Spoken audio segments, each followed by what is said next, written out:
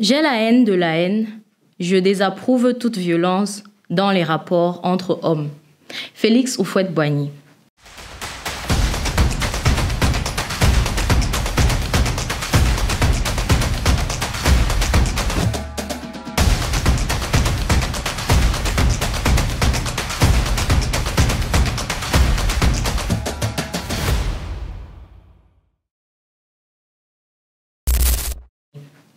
Mesdames et messieurs, bonsoir et bienvenue dans ce nouvel épisode, tout premier épisode d'ailleurs de votre émission Capsule Afro-Créa.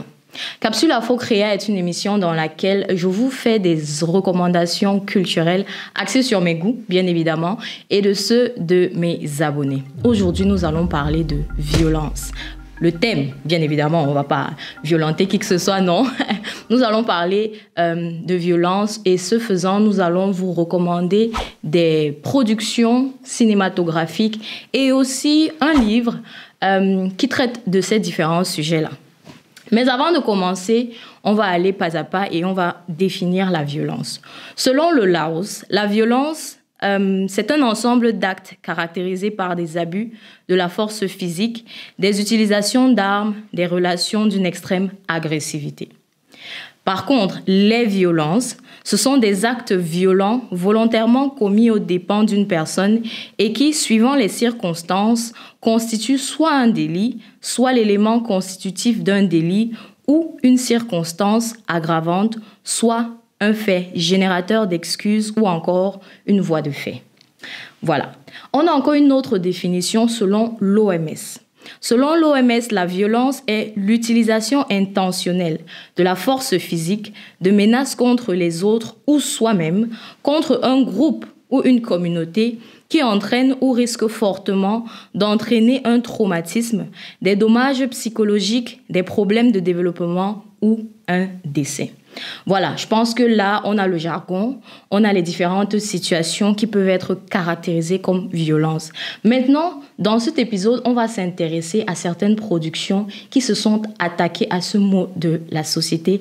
Et c'est tout de suite avec la recommandation numéro 1.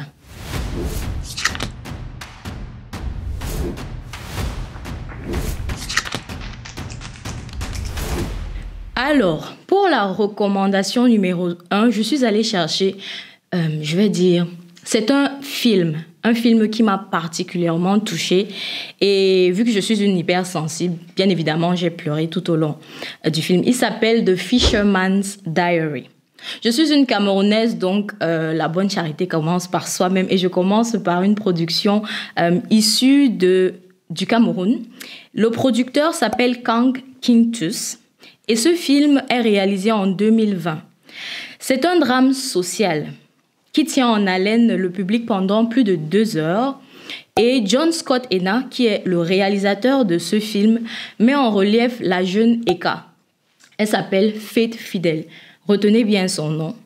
La fille de Solomon, qui est donc Kang Kintus, qui a le désir profond de s'instruire.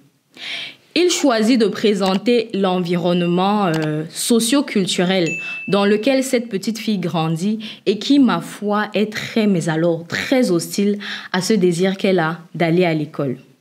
Vous l'aurez compris, Eka doit vaincre, transgresser le mundus vivendi de son village natal si elle veut atteindre ses objectifs. Elle va tout au long de l'histoire subir des injustices et des violences sans nom, notamment des bastonnades intempestives de son propre père à chaque fois qu'elle aura essayé de se rapprocher de l'école. C'est quand même hilarant de s'imaginer que on récolte des bastonnades parce qu'on recherche à s'instruire. Elle va subir aussi les regards indiscrets des parents du village qui pensent qu'une femme ne doit pas aller à l'école. Et les tentatives d'intimidation de toutes parts. Il faut comprendre que le village dans lequel Eka grandit est un village qui se nourrit de pêche et de culture. C'est vraiment très old school, on va dire ça comme ça. Et ce ne sont que les petits gamins, les petits hommes qui vont à l'école, pour ceux qui y vont même. Mais les femmes doivent aller aider leurs parents à la pêche ou se marier. Bon, vous m'avez bien évidemment vu venir.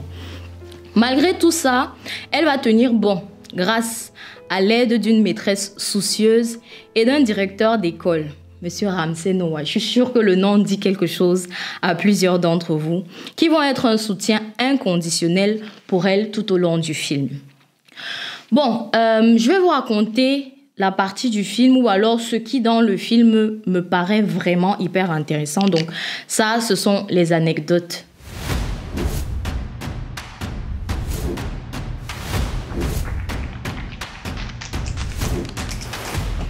Alors, les amis, si je dois retenir ou si vous devez retenir quelque chose de ce film, c'est qu'au-delà de la violence, de l'injustice, il prône aussi la force du courage et de la détermination. Parce que bien évidemment, on s'imagine bien que Eka va aller à l'école et qu'elle va continuer. Mais je dois particulièrement saluer le jeu d'acteur de Faith Fidel. C'est une petite fille, je crois qu'elle a 15 ans au moment où elle tourne le film, mais elle est tellement intense. Quand on la frappe, quand son père la frappe, tu as l'impression à travers la caméra de ressentir sa douleur. C'est vraiment quelque chose d'incroyable qu'un enfant de son âge puisse exprimer autant, aussi parfaitement ou représenter aussi parfaitement un personnage. Mais aussi le jeu d'acteur de Kang Quintus. Moi, je le connaissais producteur, sincèrement. Et je crois qu'il produit même aussi des musiques. Mais je ne savais pas que c'était un acteur aussi doué parce qu'il fait une prestation extraordinaire dans le film. Bon. Je répète, je parle de mes goûts à moi. Je vous recommande d'aller vérifier si j'ai tort ou si j'ai raison. On n'oublie pas Ramsey Noah. Ramsey Noah qui est originaire du Nigeria et qui s'est prêté à ce jeu avec maestria parce que c'est un très bon acteur de Nollywood depuis bien des années. Mais il est arrivé en terre camerounaise. Il s'est humilié entre guillemets et puis il a fait une prestation incroyable. Je terminerai donc sur ces mots. If one man can destroy everything, why can't one girl change it? Voilà de sages mots sortis de la bouche de Malala Yousafzai, prix Nobel de la paix 2014. Elle avait juste 17 ans et dans le film, elle est l'idole de la petite Eka. Ce film est disponible sur Netflix et je vous encourage vivement à le regarder.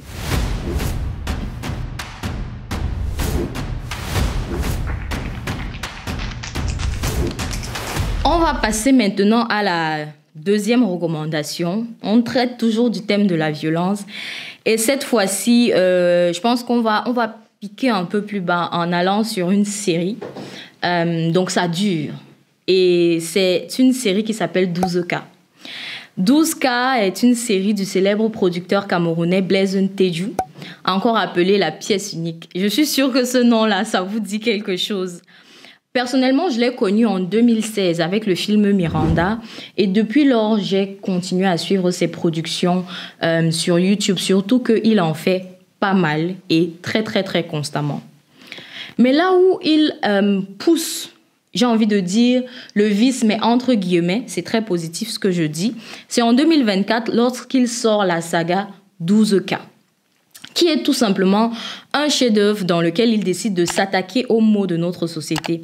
Des mots qu'il distille en plusieurs épisodes indépendants les uns des autres, mais aussi lourds de sens et d'impact les uns que les autres. Il commence notamment par le cas et le présente sous toutes ses coutures et sous tous les angles, mais surtout sur des angles que vous n'auriez même jamais imaginés dans vos pires cauchemars. Je vais maintenant vous donner les anecdotes et vous donner quelques informations sur les parties ou alors les histoires qui m'ont le plus touchée. Les anecdotes.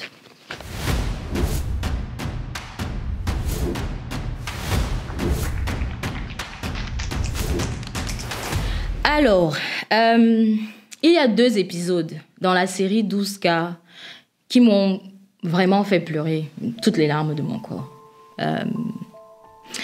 Il y a un épisode qui raconte l'histoire d'un grand-père, sa petite fille, à répétition, sans qu'elle ne s'en rende compte parce qu'il la drogue à chaque fois.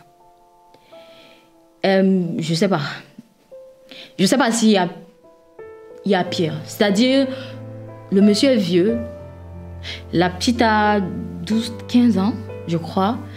Et elle pense à chaque fois qu'elle va chez ses grands-parents être dans un safe space. Et sa grand-mère n'est même pas au courant de ce qui se passe. Le deuxième épisode, c'est celui d'un père qui sa propre fille. Il commence une fois parce que la secte dans laquelle il voulait entrer l'impose. Mais là où ça va faire mal, c'est quand il décide de répéter l'acte ignoble tout simplement parce qu'il y avait pris goût. Voilà. Et ce sont les reflets de notre société. S'il y a bien une chose que moi je cherche en regardant des séries ou des films, c'est d'avoir et de vivre mes émotions à un niveau très élevé. J'ai parfois envie de rêver, de m'évader ou de me divertir, mais parfois j'ai envie d'être choquée, secouée et rappeler à quel point le monde peut être cruel. Et cette série, du moins le premier cas, vous donnera de la matière à réfléchir. Croyez-moi. La série est disponible sur Oremo TV, sur YouTube, donc vous y avez accès de partout dans le monde.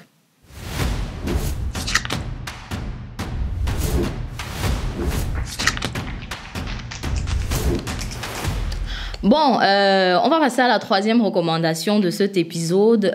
C'est un livre, je l'ai même avec moi ici. Il s'appelle Les Impatientes et c'est un livre de Djali Amadou Amal.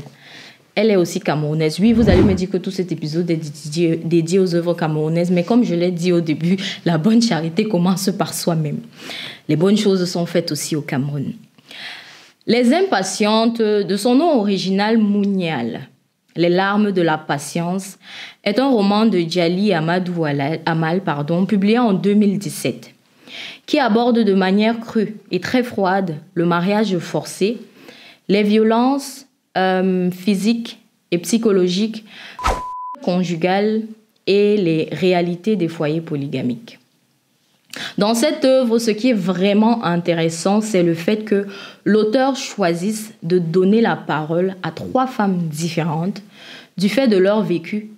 Et c'est ce qui offre à chacune donc une perspective différente des sujets suscités.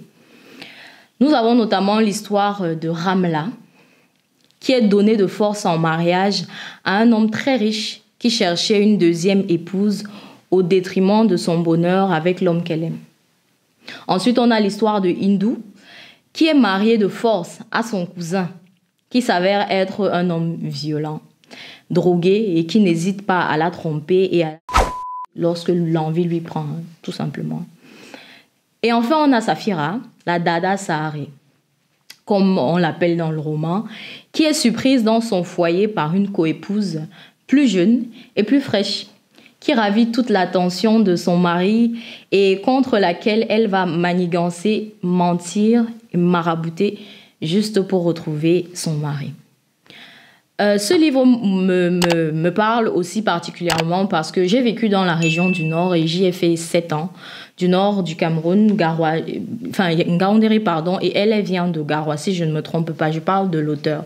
Et elle a personnellement vécu les situations qu'elle raconte, ou alors une partie des situations qu'elle raconte dans le livre. Et pour avoir vécu 7 ans là-bas, j'ai vu des histoires assez dramatiques de mariage forcé ou de violence conjugale, des amis ou des camarades de classe qui racontaient, et même des voisins et des voisines. Ça reste des situations encore très réalistes et très réelles dans nos pays. Et je trouve que l'autrice du moins, décrit très très bien, mais avec les mots qu'il faut à chaque fois. Et chaque mot est relié à une émotion et ça pèse. Plus tu lis, plus tu as mal, plus tu ressens la violence partout. Et c'est vraiment incroyable. Et c'est même notamment la raison pour laquelle son livre a été nommé prix Goncourt des lycéens, je crois en 2017 aussi. Je ne veux pas me tromper, mais une chose est sûre, elle a gagné le prix Goncourt. Cette fois-ci, je ne vais pas vous faire une anecdote, mais je vais vous lire un passage intéressant du livre. C'est tout de suite. Le jour où j'ai déserté la maison conjugale sans destination précise, je n'avais guère imaginé les conséquences de ma fugue, ni pour moi et encore moins pour le reste de la famille. N'ayant aucun plan dans la tête, j'ai pris le premier bus venu. Dans les ruelles de la petite ville, je suis entrée dans la première concession sans me poser plus de questions. Pendant un mois, j'ai partagé le quotidien de mes hôtes, une famille rurale dont l'épouse Djeba, gentille et accueillante, m'a offert amitié et protection. Sans me poser de questions qui pouvaient s'avérer embarrassantes, elle a soigné mes plaies et fait bouillir des écorces médicales qu'elle m'a exhorté à boire. L'attention que Djeba et les siens m'ont accordée me faisait temporairement oublier mes déboires. L'hospitalité légendaire qu'ils tenaient du Pulaku m'aidait à me sentir la bienvenue. Je savais que je pouvais rester autant que je souhaitais. Je faisais partie de la maisonnée. Pendant ce temps, ma famille se demandait ce qu'il m'était arrivé. Moubarak avait juste évoqué une simple dispute. Bon, je vous ai lu un passage très simple. Pourquoi? Parce que je ne voulais pas choquer. Mais dans ce passage, justement, on ressent la détresse du personnage hindou dont je vous ai parlé, qui, après une énième dispute avec son mari drogué et une forte bagarre, bon, c'est pas une bagarre parce que les forces n'étaient pas égales, s'est enfuie. Et quand elle s'est enfuie, et sa famille a fait tout pour la retrouver, pour la remettre dans ce mariage où elle a failli perdre la vie plusieurs fois. C'est pour que vous compreniez à quel point c'est profond. Donc voilà, et plein de passages, il y en a de cette sorte, profonds, qui font mal, perturbants, contraignants, contrariants, tous les termes que vous pouvez imaginer, il y en a tellement dans le livre. Il est disponible sur Amazon et dans toutes les bibliothèques, je crois, la majorité des bibliothèques dans le monde entier, parce que c'est un livre extrêmement célèbre. Je vous le recommande vivement. Voilà, nous voilà arrivés à la fin de ce premier épisode. Et donc, je vous ai fait 3 recommandations. Je vous ai fait la recommandation d'un film, The Fisherman's Diary, la recommandation d'une série, 12 cas, et d'un livre, Les Impatientes. Je sais qu'il y a énormément de productions et d'œuvres d'art africaines qui parlent des violences, mais je ne peux parler que de certaines et de celles qui m'ont le plus touchée, surtout celles que j'ai consommées. Par contre, je vous exhorte, vous qui me regardez, à laisser en commentaire toute recommandation que vous puissiez avoir, que ce soit la musique, que ce soit les films ou alors des documentaires ou encore des mini-séries, d'autres livres qui traitent de la question violence. Laissez-les en commentaire pour qu'ensemble, on partage et qu'on consomme ces différentes œuvres qui parlent et qui traitent finalement de nos maux. J'espère vous avoir donné un peu plus d'afro-curiosité dans cet épisode. Je vous dis merci de m'avoir regardé jusqu'ici et je vous dis à bientôt pour un autre épisode. C'était Sorel Fudio sur Capsule Afro Créa.